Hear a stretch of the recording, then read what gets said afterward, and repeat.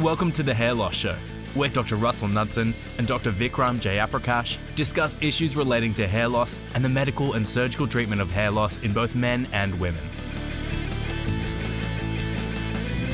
Hi everyone, and welcome back to the Hair Loss Show. Russell, good to have you back. Thank you.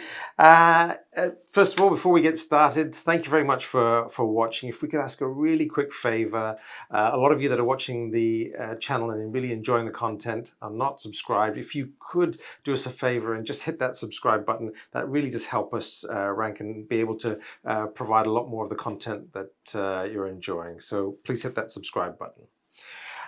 Today's episode, the topic that we want to talk about is about something that's very sort of near and dear to us, because we deal a lot with this as well, is over-harvesting from the donor region. So, quick recap, hair transplant surgery, essentially moving hair from the back, which we call the donor area. This is for most people, and we're repurposing or repositioning those hairs to another area where there's less hair. And the hair that we take does not grow back. And so you have to do it in a very strategic and artful way that you don't miss the hair at the back and it doesn't look thin. But what we're seeing is that people's expectations are higher. They want lower hairlines. They want higher density. And in order to create that, by definition, you have to take more hair. And so what we're seeing is this sort of a large number of people coming through that are having large procedures and the back of their head is looking sort of moth-eaten, threadbare and thin, and essentially they're being over-harvested. And you're seeing a lot of this as well. It's what we call white walling, or as you say, the moth-eaten. So the irony of this is that in the era of strip harvesting, you're limited by the scalp flexibility as to what you could actually take. And so you could do multiple strips and the scalp would gradually tighten up and then the balding area would shrink. Right, because you're taking away skin, right? So you're taking away the skin and the hair, and so you would restrict. You would get the much smaller donor area towards the end. So over-harvesting in that circumstance might you see through your scars. You might see your scar, your linear scars. But there was a limit to what you could take on any individual operation because of the reducing flexibility of the scalp. With the movement towards FUE, what we're seeing is that people think that any hair in the back scalp is harvestable, and why not just take it now?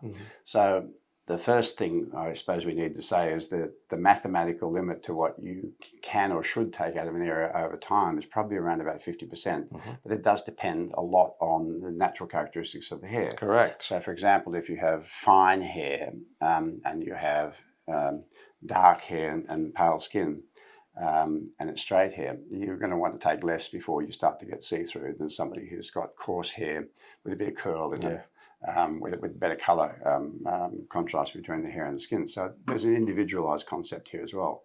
But what we are seeing now, as you correctly pointed out, is willful over-harvesting, and it has a number of problems associated with it. The first problem is that if you only, in theory, with FUE, you should only be taking 20 to 25% of the hair out of an area. Right? That's kind of your target.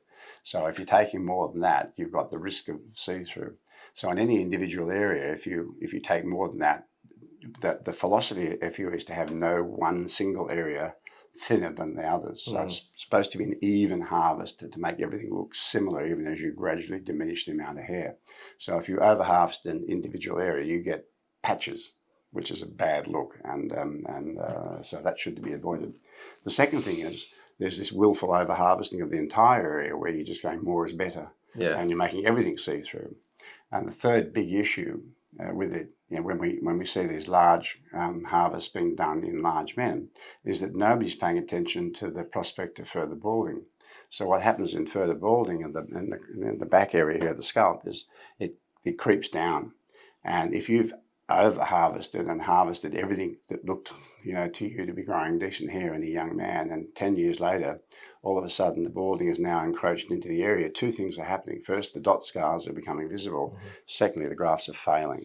So you have this temporary transplant. If this is the back of the head and this is the ears, and someone's balding areas is into the crown. If this is the back of the head, what we're seeing a lot of people do is they're saying, right, okay, well, this, right, almost like a 2 millimeter margin between the donor. This is my donor area, and I'm going to harvest, really everything in this area. And the problem is what you're saying. I'm just trying to repeat it diagrammatically. Is that for most people over time, their balding area will expand potentially, and the balding area may go into here.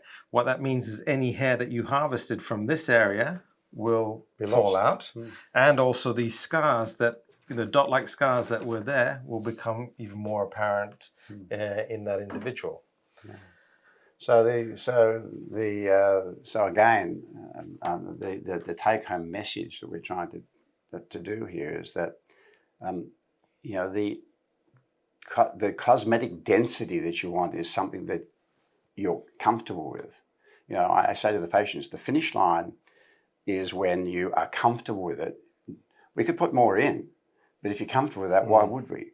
So we're trying to create the illusion of greater density than really exists, because we're moving a smaller amount of hair into a larger area to give the illusion that there's more hair there than meets the eye. And so when you lose this concept about it being an illusion rather than the reality and saying, oh no, I want the same density everywhere, and therefore take as much as you need to get the same density everywhere, you're basically cutting off a lot of flexibility about what would happen in future if you lose more hair, which probably you will.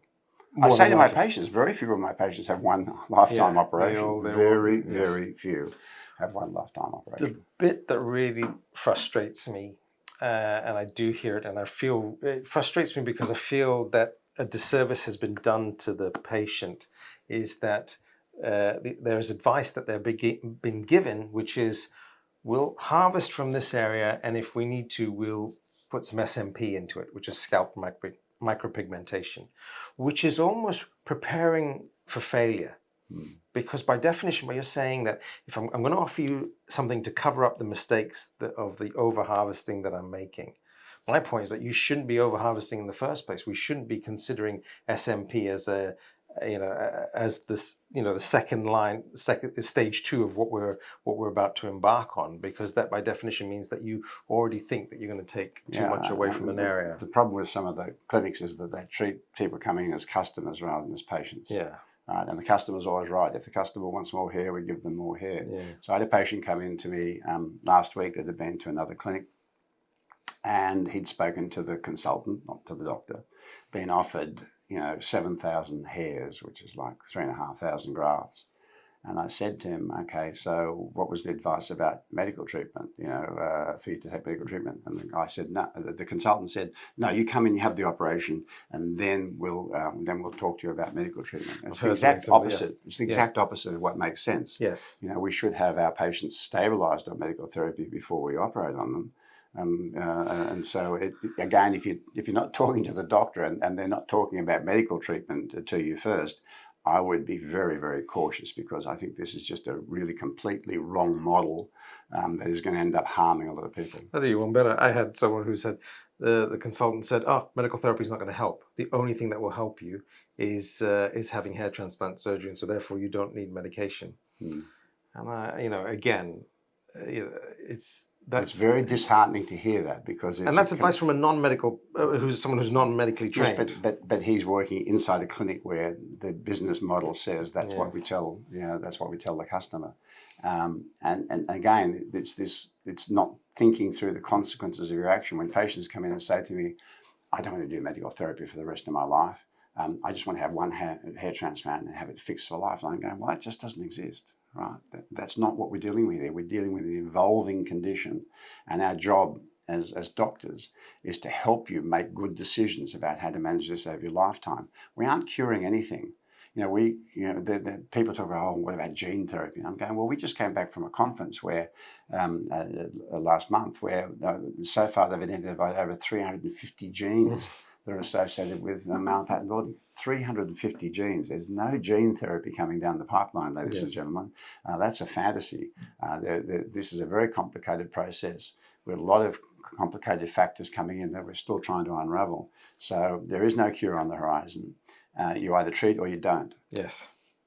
And if you're going to have a surgery, I'd be treating. because, as I said in other videos, once we operate on our patients, further hair loss generally becomes an unnatural outcome rather than a natural outcome. And that's not to say that surgery is bad, because surgery combined with medical therapy and maybe a little bit of a top-up later on will do the job and keep people happy. And we have many patients that have like a wonderful decades of hair loss, as long as they're prepared to understand this is a maintenance process and they have to keep that maintenance going. Right. So, I mean, it is something that we always think about. I mean, managing the donor area is something that we're both very passionate about, and making sure that we do no harm to that area, and that we don't want to leave the patient with an unnatural looking result in the future. So, making sure that we don't over harvest the donor region is probably the best treatment, and prevention is the best cure from that perspective. There are other camouflage therapies that you can do. Potentially, there's the option of trying to, repurpose hair from, different parts of the scalp or sprays, camouflage sprays, all sorts of things that you can do to this. But that's the less than ideal solution. Yes, but ideally prevented in the first place. If we properly educate our patients as to realistic expectations and what's going to happen over a lifetime, then better decisions are going to be made, and there's going to be better long-term happiness. Absolutely. Hope you found that useful. It is, not so much a controversial topic, but it can lead you down different pathways in terms of discussion. We're seeing way too much of this now. Yeah. And the next 10 years, Vikram and I are going to be confronted with very unhappy men who have said, well, I had this that was looking good, and now it's not looking good. What are we going to do about it? And we're going to go, well, I wish we had some hair to play with here to deal with it. So we're going to have to think our way through it. But there's going to be a lot of very unhappy patients coming through that have had some very poor advice. Absolutely. All right. Well, hopefully less of that happening would be the best. Thanks again for watching. Hope you found that useful, and we'll see you on the next episode. Thanks, everyone.